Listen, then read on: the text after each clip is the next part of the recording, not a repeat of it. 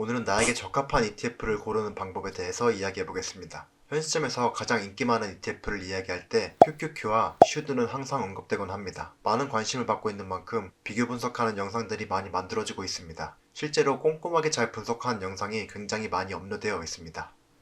그런데 QQQ와 슈드를 비교한 영상을 보아도 어떤 ETF에 투자를 해야 할까 고민이 되실 수 있습니다. QQQ는 상대적으로 공격적인 ETF이고 슈드는 상대적으로 방어적인 ETF입니다. 사실 투자 전략이 다를 뿐 QQQ와 슈드는 모두 각각의 특색이 명확하고 성과 또한 좋은 ETF들입니다.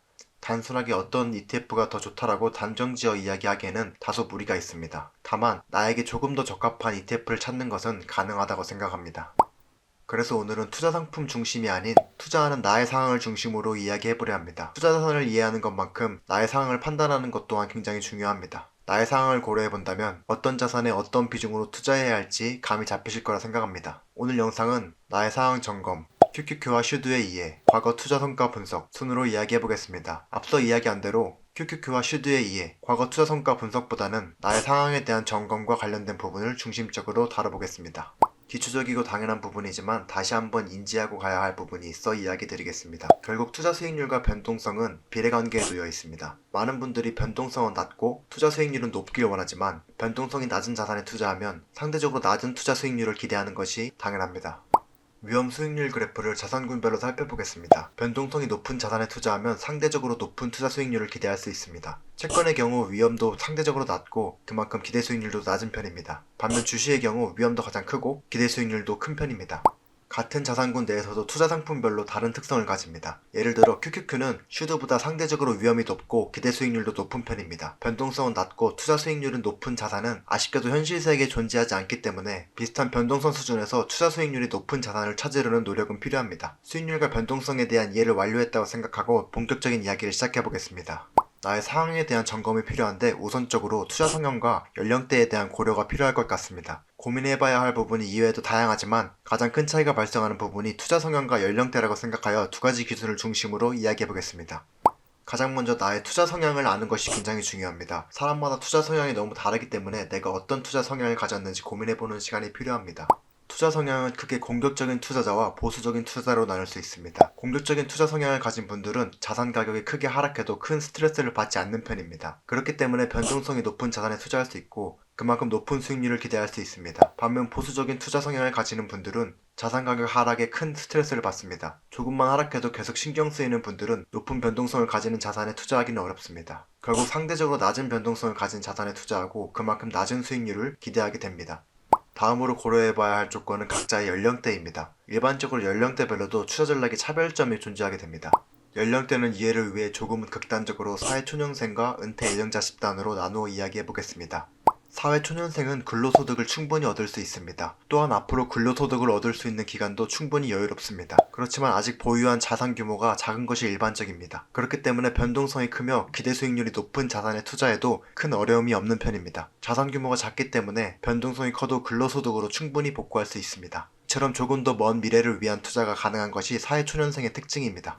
반면 은퇴 예정자는 이미 보유하고 있는 자산의 규모가 상대적으로 큰 편입니다. 그렇기 때문에 똑같은 변동성의 사회초년생보다 훨씬 큰 금액의 손실로 다가오게 됩니다. 또한 많은 분들이 배우자나 아이처럼 함께해야 할 사람이 존재하기 때문에 큰 변동성이 부담스럽게 됩니다. 사회초년생은 단순하게 나 자신의 문제였지만 이제 공동의 문제가 되기 때문입니다. 사회초년생은 근로소득으로 충분히 충당 가능하기 때문에 투자를 통한 현금 흐름의 중요도가 낮은 편입니다. 그리고 높은 변동성이 예상되는 자산에 투자하는 것도 큰 문제가 되지 않습니다. 반면 은퇴 예정자는 투자를 통한 현금 흐름의 중요도가 상대적으로 높은 편입니다. 높은 변동성보다는 낮은 변동성을 갖는 자산에 투자하여 자산을 지키면서 불려나가는 것이 조금은 더 바람직하지 않을까 생각됩니다. 표로 정리하면 크게 4개 집단으로 나눌 수 있습니다. 공격적인 투자 성향의 사회초년생은 성장주 중심의 QQQ 비중을 높이는 것이 적합할 것 같습니다. 반면 보수적인 투자 성향의 은퇴 예정자는 배당주 중심의 슈드의 비중을 높이는 것이 바람직한 선택이 될 듯합니다. 이렇게 각자의 투자 성향과 연령대를 고려하여 투자 자산의 비중을 조율해보는 것이 좋을 것 같습니다. 슈드는 배당주 중심의 ETF입니다. 슈드의 전략 자체가 배당을 오래 지속해왔으며 앞으로도 배당을 지속할 수 있는 기업에 투자하는 ETF입니다. 배당주 중심이기 때문에 경기 변동에 상대적으로 둔감하여 전반적인 변동성이 크지 않습니다. QQQ는 앞으로가 기대되는 성장주 중심입니다. 마이크로소프트, 애플, 엔비디아 같이 현재보다 미래가 기대되는 기업들에 투자하는 ETF입니다. 경기가 좋을 때 주가가 크게 상승하지만 경기가 어려울 때는 크게 하락하는 경향이 있습니다. 2012년부터 현재까지 QQQ와 슈드의 투자 성과입니다. QQQ는 연평균 19.19%, 슈드는 연평균 12.66%의 수익률을 기록했습니다. 최대 낙폭의 경우 QQQ는 마이너스 32.58%, 슈드는 마이너스 21.54%를 보여주고 있습니다. 수익률과 변동성은 비례관계에 놓여있기 때문에 QQQ처럼 높은 수익률을 기대하는 투자 상품은 변동성도 함께 증가할 수밖에 없습니다.